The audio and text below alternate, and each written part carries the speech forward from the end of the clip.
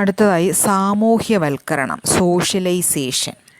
നമുക്കറിയാം, ഒരു കുട്ടി ജനിച്ച് വീഴുമ്പോൾ അതിനൊന്നും അറിയത്തില്ല. അതിൻ്റെ സംസാരിക്കാൻ അറിയത്തില്ല, നടക്കാൻ അറിയത്തില്ല, ചിരിക്കാൻ അറിയത്തില്ല, ആഹാരം കഴിക്കാൻ അറിയത്തില്ല. നമ്മളെല്ലാ കാര്യങ്ങളും പഠിപ്പിക്കുകയാണ് അല്ലേ. ഇപ്പം നമ്മളൊരു കഥ കേട്ടിട്ടുണ്ടാകാം, മൗഗ്ലിയുടെ കഥ, ചെന്നായി വളർത്തിയ കുട്ടിയെന്ന്. ചെന്നായി വളർത്തിയ എന്ന് വെച്ചാൽ കാട്ടിൽ ജീവിച്ചത് കൊണ്ട് അവൻ മനുഷ്യനാണ്, പക്ഷേ കാട്ടിൽ ജീവിച്ചത് കൊണ്ട് അവന് മനുഷ്യനെ പോലെ പെരുമാറാനോ സംസാരിക്കാനോ ഒരു രീതികളും അവനറിയില്ല. അപ്പോൾ അതിൽ നിന്ന് നമുക്ക് മനസ്സിലാക്കാം, നമ്മൾ ആർജിച്ചെടുക്കുന്ന എല്ലാ ശീലങ്ങളും നമ്മൾ ഏത് സമൂഹത്തിലാണോ ജീവിക്കുന്നത് ആ സമൂഹത്തിൽ നിന്ന് നമ്മൾ പഠിച്ചെടുക്കുന്നതാണ്. അപ്പോൾ ആ പഠനത്തെയാണ് നമ്മൾ സാമൂഹ്യവൽക്കരണം എന്ന പദം കൊണ്ട് സോഷ്യോളജിയിൽ ഉദ്ദേശിക്കുന്നത്. കാരണം അതുകൊണ്ടാണ് നമ്മൾ അമേരിക്കയിൽ ജനിച്ചിരുന്നെങ്കിൽ നമ്മൾ ഇംഗ്ലീഷ് ഭാഷ സംസാരിക്കും, നമ്മൾ കേരളത്തിലായതുകൊണ്ടാണ് നമ്മൾ മലയാളം ഭാഷ സംസാരിക്കുന്നത്. അപ്പം എവിടെയാണോ, ഏത് സമൂഹത്തിലാണോ നമ്മൾ ജീവിക്കുന്നത് ആ സമൂഹത്തിൻ്റെ രീതികൾ പിന്തുടരുന്നതിനെയാണ് നമ്മൾ എന്തെന്ന് പറയുന്നത്, സാമൂഹ്യവൽക്കരണം എന്ന് പറയുന്നത്. ഇപ്പം ഒരു വ്യക്തി താൻ ഉൾപ്പെടുന്ന സംഘത്തിൻ്റെ കീഴ്വഴക്കങ്ങൾ, നിയമങ്ങൾ എന്നിവ ആന്തരവൽക്കരിക്കുന്ന പ്രക്രിയയാണ് നമ്മൾ എന്തെന്ന് പറയുന്നത്, സാമൂഹ്യവൽക്കരണം എന്ന് പറയുന്നത്. ഈ പ്രക്രിയയിലൂടെ വ്യക്തി സാംസ്കാരികമായി അംഗീകരിക്കപ്പെട്ട ശീലങ്ങളും ആശയങ്ങളും മനോഭാവങ്ങളും സ്വായത്തമാക്കുന്നു. സംഘത്തിൻ്റെ കീഴ്വഴക്കങ്ങൾ പഠിക്കുന്നതിന് മാതാപിതാക്കളും മറ്റംഗങ്ങളും കുട്ടിയെ സഹായിക്കുന്നുണ്ട്. അപ്പം വ്യക്തിത്വത്തിൻ്റെ വികാസം കീഴ്വഴക്കങ്ങളെ ആന്തരവൽക്കരിക്കുന്നതുമായിട്ട് നല്ല ബന്ധമുണ്ട്. അതായത് നമ്മളെന്ന് പറയുന്ന ഒരു വ്യക്തി വളരുന്നത് അവൻ ജനിക്കുന്ന സമൂഹം, ജനിക്കുന്ന വീട്, അതായത് കുടുംബം, അവൻ്റെ ചുറ്റുപാടുകൾ, അവൻ്റെ അയൽപ്പക്കം, അവൻ്റെ കൂട്ടുകാർ, അവൻ്റെ സ്കൂള്, അങ്ങനെ എല്ലാ സ്ഥാപനങ്ങളും അവന് പ്രത്യക്ഷമായോ പരോക്ഷമായോ ബോധപൂർവമോ അബോധപൂർവമോ ആയി സ്വാധീനിക്കുന്നുണ്ട്. ഈ സ്വാധീനത്തെയാണ് നമ്മൾ സാമൂഹ്യവൽക്കരണം എന്ന പദം കൊണ്ട് ഉദ്ദേശിക്കുന്നത്. അപ്പം അതിൻ്റെ ഒരു നിർവചനം പറഞ്ഞാൽ, വ്യക്തികൾ ഗ്രൂപ്പിൻ്റെ മാനദണ്ഡങ്ങളുമായി പൊരുത്തപ്പെടുന്ന, അതായത് നമ്മൾ ജീവിക്കുന്ന സമൂഹം അതാണ് ആ ഗ്രൂപ്പ്. ആ ഗ്രൂപ്പിൽ ജീവിക്കണമെങ്കിൽ നമുക്കതുമായിട്ട് പൊരുത്തപ്പെട്ടു പോകേണ്ടതായ ചില രീതികളുണ്ട്. അവിടുത്തെ പെരുമാറ്റ രീതികളുണ്ട്, അവിടുത്തെ ആചാരങ്ങളുണ്ട്, കീഴ്വഴക്കങ്ങളുണ്ട്. അപ്പം അതിനെയെല്ലാം നമ്മൾ പഠിക്കുന്നതിനെയാണ് എന്തെന്ന് പറയുന്നത്, സാമൂഹ്യവൽക്കരണം എന്ന് പറയുന്നത്. സാമൂഹ്യ ജീവികൾ പരസ്പരം വിപുലവും ഗാഢവുമായ ബന്ധങ്ങൾ ഉണ്ടാക്കുന്ന പ്രക്രിയയാണ് സാമൂഹ്യവൽക്കരണം. ഒരു വ്യക്തി ഒരു ഗ്രൂപ്പിൻ്റെ മാനദണ്ഡങ്ങൾക്കനുസരണമായി അതിലെ നിരതമായൊരംഗമായി വികസിക്കുന്ന പ്രക്രിയയ്ക്കാണ് സാമൂഹ്യവൽക്കരണം എന്ന് പറയുന്നത്. ഈ സാമൂഹ്യവൽക്കരണം എന്ന് പറയുന്ന പ്രക്രിയ പല പല ഘട്ടങ്ങളിലൂടെയാണ് നമ്മൾ, അതായത് ഒരു മനുഷ്യനെന്ന് പറഞ്ഞാൽ അയാൾ മരിക്കുന്നത് വരെയും സാമൂഹ്യവൽക്കരണത്തിൽ ഏർപ്പെട്ടുകൊണ്ടിരിക്കുകയാണ്. ഓരോ സമൂഹത്തിലും ചെല്ലുമ്പോൾ നമ്മൾ ആ സമൂഹത്തിൻ്റെ രീതികൾ നമ്മൾ പഠിക്കുകയാണ്. അപ്പം അതിനെ തന്നെ നമുക്ക് പല ഘട്ടങ്ങളായിട്ട് തിരിക്കാം. ഒന്നാമത്തെ ഘട്ടമാണ് ശൈശവ സാമൂഹ്യവൽക്കരണം, അതായത് ഇൻഫാൻറ്റ് സോഷ്യലൈസേഷൻ. ശൈശവ കാലഘട്ടത്തിൽ, അതായത് ഒരു കുട്ടിയുടെ, ശരിക്കും പറഞ്ഞാൽ കുട്ടി ഗർഭാവസ്ഥയിലിരിക്കുമ്പോൾ തന്നെ സോഷ്യലൈസേഷൻ തുടങ്ങുന്നു എന്നാണ് പറയുന്നത്.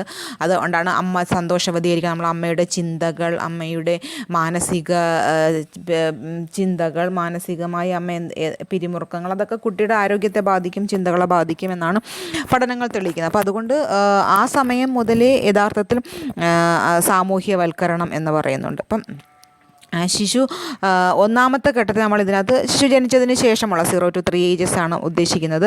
ഇതിനെ വാചാഘട്ടം എന്നും പറയുന്നത്, അതായത് ശിശു വായയെ ആശ്രയിച്ച് കഴിയുന്ന കാലമാണ്. ഈ ഘട്ടത്തിൽ സാമൂഹ്യവൽക്കരണത്തിൻ്റെ ഏറ്റവും പ്രധാനപ്പെട്ട ഏജൻസി കുടുംബമാണ്. നമ്മൾ രണ്ടാമതിന് ഈ ഘട്ടത്തിന് ശേഷം സാമൂഹ്യവൽക്കരണത്തിൻ്റെ ഏജൻസികളെക്കുറിച്ച് നമ്മൾ സംസാരിക്കുന്നതാണ്. അപ്പം ഏജൻസികളെന്ന് പറഞ്ഞാൽ സാമൂഹ്യവൽക്കരണം നടപ്പിലാക്കുന്ന സ്ഥാപനങ്ങൾ. അപ്പം കുടുംബമാണ് ഏറ്റവും പ്രധാനപ്പെട്ട സ്ഥാപനം. അപ്പോൾ ഒന്നാമത്തെ ഘട്ടത്തിൽ കുട്ടിയെ സാമൂഹ്യവൽക്കരണത്തിന് സഹായിക്കുന്നത് കുടുംബമാണ്. അതായത് 3 വയസ്സ് വരെ കുട്ടിയെ സംസാരിക്കാൻ, നടക്കാൻ, ആഹാരം കഴിക്കാൻ, പിന്നെ മറ്റുള്ളവരുമായിട്ടുള്ള ബന്ധങ്ങൾ, സഹോദരൻ സഹോദരി, അമ്മ അച്ഛൻ, അയൽപക്കക്കാർ, അപ്പോൾ അങ്ങനെയുള്ള രീതികൾ, അതിനെക്കുറിച്ചൊക്കെ നമ്മൾ പഠിക്കുന്നത് 0 മുതൽ 3 വയസ്സ് വരെയുള്ള സ്റ്റേജിലാണ്. അതിനെയാണ് നമ്മൾ ഓറൽ സ്റ്റേജ് എന്ന് പറയുന്നത്. പിന്നെ അതിനുശേഷം വരുന്ന രണ്ടാമത്തെ ഘട്ടമാണ് ബാല്യ സാമൂഹ്യവൽക്കരണം, അതായത് അയൽപക്കക്കാരും. രണ്ടാമത്തത് നമ്മൾ കുടുംബത്തിന് ശേഷം ഏറ്റവും അടുത്ത് കുട്ടി ഇടപെടുന്നത് അയൽപക്കമാണ്. അയൽപ്പക്കത്ത് നിന്ന് കുട്ടികൾ പിന്നെ കൂട്ടുകാരുമായിട്ട് ഇടപഴകുന്നു. അതിനുശേഷം കുട്ടിയെ സ്കൂളിലേക്ക് ചേർക്കുന്നു. പിന്നെ സ്കൂളും കുട്ടികളും അധ്യാപകരുമായിട്ടുള്ള ഇടപഴകലുകൾ. അപ്പോൾ 3 വയസ്സ് മുതൽ ഏകദേശം 13 വയസ്സ് വരെയുള്ള കാലഘട്ടമാണ് ഈ ബാല്യ സാമൂഹ്യവൽക്കരണം അഥവാ ചൈൽഡ് സോഷ്യലൈസേഷൻ എന്ന് പറയുന്ന പീരീഡ്.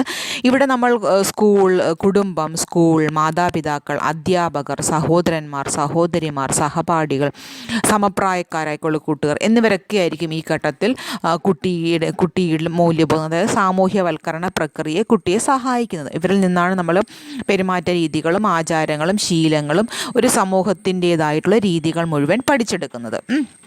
അതുകൊണ്ട് ഈ ഘട്ടത്തെ നമ്മൾ 2ാം ഘട്ടം എന്നാണ് വിളിക്കുക.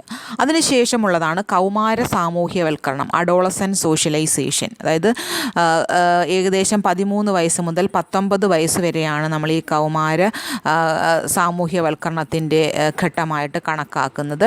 ടീനേജ് എന്നാണ് നമ്മൾ പറയുക. ഏറ്റവും കൂടുതൽ സങ്കീർണമായ ഘട്ടമാണ്. അതായത് നിങ്ങളുടെ ശ്രദ്ധിച്ച് നോക്കിയാൽ നിങ്ങൾക്ക് ഏറ്റവും കൂടുതൽ ദേഷ്യം വരുന്നത്, വീട്ടുകാരോട് ഏറ്റവും എതിർപ്പുണ്ടാക്കുന്നത്, പ്രശ്നങ്ങളിൽ ചെന്ന് ചാടുന്നത്, അങ്ങനെ ഒരുപാട് പ്രതിസന്ധി ഉണ്ടാകുന്ന ഒരു പീരീഡാണ്. അതായത് ഏറ്റവും കൂടുതൽ നിങ്ങൾ അതിൻ്റെ ജീവശാസ്ത്രപരമായ പ്രത്യേകത പറഞ്ഞാൽ നിങ്ങളുടെ ശരീരത്തിൽ ഏറ്റവും കൂടുതൽ ഹോർമോണുകൾ ഉൽപ്പാദിപ്പിക്കുന്ന സമയമാണ്. അതുകൊണ്ടാണ് ഇത്തരം മാനസികപരമായ മാറ്റങ്ങൾ പെട്ടെന്ന് ശരീരത്തിലും മനസ്സിലും ഉണ്ടാകുന്നത്. അപ്പോൾ ഈ ഘട്ടത്തിൽ നിങ്ങൾ ഏറ്റവും കൂടുതൽ സ്വാധീനിക്കുന്നത് സമപ്രായക്കാരായിരിക്കും. ആൺകുട്ടികളോടും പെൺകുട്ടികളോടും ഇഷ്ടം തോന്നുന്ന ഹെറ്ററോസെക്ഷൽ ഓപ്പോസിറ്റ് സെക്സിനോട് താല്പര്യം തോന്നുന്ന ഒരു പ്രായമാണ് ഇത്. ആധുനിക കാലഘട്ടത്തിൽ +2 കോഴ്സ് കഴിയുമ്പോഴത്തേക്ക് കൗമാര കാലഘട്ടം അവസാനിച്ചതായിട്ട് നമ്മൾ കണക്കാക്കാറുണ്ട്. അപ്പം ഈ പ്രായത്തിലാണ് കുടുംബം, അതായത് ഞങ്ങളൊരു വ്യക്തിയായിട്ട് പതുക്കെ രൂപപ്പെട്ടു വരുന്ന ഒരു കാലഘട്ടമാണ്. കൗമാര സാമൂഹ്യവൽക്കരണത്തിൽ കുട്ടി ഏറ്റവും കൂടുതൽ സ്വാധീനം ചെലുത്തുന്നത് സമപ്രായക്കാരാണ്. അപ്പോൾ അതുകൊണ്ടാണ് നമ്മൾ നല്ല കുട്ടികളോട് കൂട്ടുകൂടണം, അല്ലെങ്കിൽ കുട്ടികൾ വഴിതെറ്റി പോകുക, ദുശീലങ്ങൾക്ക് അടിമപ്പെട്ടു പോകുന്നത് ഈ പ്രായത്തിലാണ്. അപ്പോൾ അതുകൊണ്ട് കൂട്ടുകാരെ തിരഞ്ഞെടുക്കുന്നതിൽ നമ്മൾ ഏറ്റവും കൂടുതൽ ശ്രദ്ധിക്കേണ്ടത്, അതുകൊണ്ടാണ് കൂട്ടുകാരെ തിരഞ്ഞെടുക്കുമ്പോൾ നമ്മൾ ഏറ്റവും കൂടുതൽ ശ്രദ്ധിക്കണമെന്ന് നമ്മൾ പറയുന്നത്. ഓക്കെ. പക്ഷേ ഇപ്പോഴത്തെ ആധുനിക സമൂഹത്തിൽ മാതാപിതാക്കളും കുട്ടികളുമായിട്ട് നല്ല രീതിയിലുള്ള സൗഹൃദപരമായ ഒരു ബന്ധമാണ് തുടർന്നു പോകുന്നത്. അതുകൊണ്ട് കുട്ടികളുടെ പ്രശ്നങ്ങൾ മനസ്സിലാക്കാൻ മാതാപിതാക്കൾക്ക് കഴിയുന്നുണ്ട്. പണ്ടത്തെ പോലെ പണ്ട് മാതാപിതാക്കളും കുട്ടികളും തമ്മിലുള്ള ഒരു അന്തരം കുറച്ച് കൂടുതലായിരുന്നു. ഇപ്പോൾ പക്ഷേ അങ്ങനെയല്ല. ആധുനിക സമൂഹത്തിൽ മാതാപിതാക്കളും കുട്ടികളും തമ്മിലുള്ള അന്തരം വളരെ കുറഞ്ഞു വരുന്നതായിട്ട് കാണുന്നുണ്ട്. അപ്പോൾ ആ രീതിയിലുള്ള ഒരു പോസിറ്റീവായിട്ടുള്ളൊരു സമീപനം കുടുംബങ്ങളിൽ ഉണ്ടാകുമെന്ന് പ്രതീക്ഷിക്കുന്നു. ഓക്കെ. അടുത്തത് അഡൾട്ട് സോഷ്യലൈസേഷനാണ്. അഡൾട്ട് സോഷ്യലൈസേഷൻ എന്ന് പറയുമ്പോൾ അതിന് നമ്മൾ ഏജ് പറയുന്നില്ല. അത് കഴിഞ്ഞുള്ള എല്ലാ പ്രായത്തിലും നമ്മൾ ഓരോ കാര്യങ്ങൾ പഠിച്ചുകൊണ്ടിരിക്കുകയാണ്. നമ്മൾ പുതിയ കോളേജുകളിൽ പോകുന്നു, ജോലി സ്ഥലത്തേക്ക് പോകുന്നു, വിവാഹം കഴിക്കുന്നു, പുതിയ പുതിയ ബന്ധങ്ങൾ ഉണ്ടാകുന്നു, കൂട്ടുകാരുണ്ടാകുന്നു, പുതിയ സംഘടനകളിൽ നമ്മൾ അംഗമാകുന്നു. അങ്ങനെ ഓരോ സ്ഥലത്തും നമ്മൾ അംഗമാകുമ്പോഴും ഓരോ ഗ്രൂപ്പുമായിട്ടും നമ്മൾ പെരുമാറുമ്പോഴും അതിൽ നിന്ന് പുതിയ പുതിയ കാര്യങ്ങൾ നമ്മൾ പഠിക്കുകയാണ്. അപ്പം യൗവന സാമൂഹ്യവൽക്കരണം പ്രത്യക്ഷത്തിലുള്ള ഒരു മാറ്റത്തിന് കാരണമാകുന്ന, അല്ലെങ്കിൽ പ്രത്യക്ഷത്തിലൊരു മാറ്റം ഉണ്ടാകുന്ന, പ്രകടമായൊരു മാറ്റത്തിലേക്ക് നയിക്കുന്ന സാമൂഹ്യവൽക്കരണ രീതിയാണ്. യൗവന കാലഘട്ടത്തിൽ മൂല്യങ്ങളും മാറിക്കൊണ്ടിരിക്കും. പരിസ്ഥിതി വിജ്ഞാനം, തൊഴിൽ, സംഘടനകളിൽ അംഗത്വം, സുഹൃത്തുക്കൾ തുടങ്ങിയവരെല്ലാം പ്രായപൂർത്തിയായവരുടെ ജീവിതത്തെ സ്വാധീനിക്കുന്നുണ്ട്. ഇതിനനുസരണമായി സാമൂഹ്യവൽക്കരണത്തിന് ഏജൻസികളും മാറിക്കൊണ്ടിരിക്കും.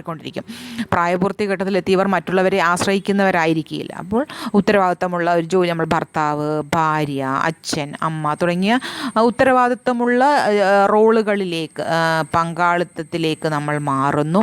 അതനുസരിച്ച് ഉത്തരവാദിത്തം ഉണ്ടാകുന്നു. നമ്മളുടെ ലക്ഷ്യങ്ങളെക്കുറിച്ച് നമുക്ക് വ്യക്തമായ കാഴ്ചപ്പാടുണ്ടാകുന്നു. സമൂഹത്തിൻ്റെ ആവശ്യങ്ങളെ തിരിച്ചറിയുന്നു. സാമൂഹ്യ ബന്ധങ്ങളും നിയമങ്ങളും പഠിക്കുന്നു. ജീവിതത്തിൽ ഇക്കാലം എല്ലാം ആവിഷ്കരിക്കപ്പെട്ട ആശയങ്ങളെ മാറ്റി പുതിയ ഒരു വ്യക്തിയായി തീരുകയാണ് അഡൽട്ട് സോഷ്യലൈസേഷനിലൂടെ നമ്മൾ ചെയ്യുന്നത്. പുതിയ സാമൂഹ്യ ധർമ്മങ്ങൾ പഠിക്കുന്നതിൻ്റെ അടിസ്ഥാനത്തിലാണ് സാമൂഹ്യവൽക്കരണം നിർവചിക്കപ്പെടുക. ശൈശവകാലത്തെ സാമൂഹ്യവൽക്കരണം പോലെ തന്നെ പ്രധാനമാണ് എത്തിയ കാലഘട്ടത്തിലെ സാമൂഹ്യവൽക്കരണവും. തിരിച്ചറിവിൻ്റെയും കാരുണ്യത്തിൻ്റെയും നാം എന്ന വികാരത്തിൻ്റെയും അടിസ്ഥാനത്തിലുള്ള സാമൂഹ്യവൽക്കരണമാണ് സമൂഹത്തിന് ഏറ്റവും പ്രയോജനം ചെയ്യുക. അതായത് ഈ പറഞ്ഞ ഏജൻസികളിലൂടെ, ഇനി നമ്മൾ ഏജൻസികൾ കൃത്യമായിട്ട് പഠിക്കും. ഏതൊക്കെയാണ് വൽക്കരണത്തിന് സഹായിക്കുന്ന ഏജൻസികൾ എന്നുള്ളത്. അപ്പോൾ ഒരു വ്യക്തിയെ വ്യക്തിയാക്കി മാറ്റിയെടുക്കുന്ന പ്രക്രിയയാണ് സാമൂഹ്യവൽക്കരണം. മനസ്സിലായല്ലോ? കുടുംബം, കൂട്ടുകാർ, സ്കൂള്, വിദ്യാഭ്യാസം, നമ്മൾ പങ്കെടുക്കുന്ന നമ്മളുടെ കൂടെ നമ്മൾ ഏതൊക്കെ ഗ്രൂപ്പുകളിൽ അംഗമാകുന്നു ആ ഗ്രൂപ്പുകളെല്ലാം നമ്മളുടെ സ്വഭാവത്തെ സ്വാധീനിക്കും. അങ്ങനെ ഈ പറഞ്ഞ രീതികളിലൂടെയെല്ലാം സമൂഹത്തിൻ്റെ ശീലങ്ങളും രീതികളും ആചാരങ്ങളും അനുഷ്ഠാനങ്ങളും നിഷ്ഠകളും പഠിച്ചെടുത്തൊരു സാമൂഹ്യ ജീവിയായി മാറുന്നത്. നമ്മൾ ആദ്യമേ പറഞ്ഞു, man is A social animal വെറുതെ ആകുകയല്ല, നമ്മൾ രൂപാന്തരപ്പെടുകയാണ് സാമൂഹ്യ ജീവിയായി. അപ്പോൾ ആ രൂപാന്തരപ്പെടുന്ന പ്രക്രിയയാണ് നമ്മൾ എന്തെന്ന് പറയുന്നത്? സാമൂഹ്യവൽക്കരണം.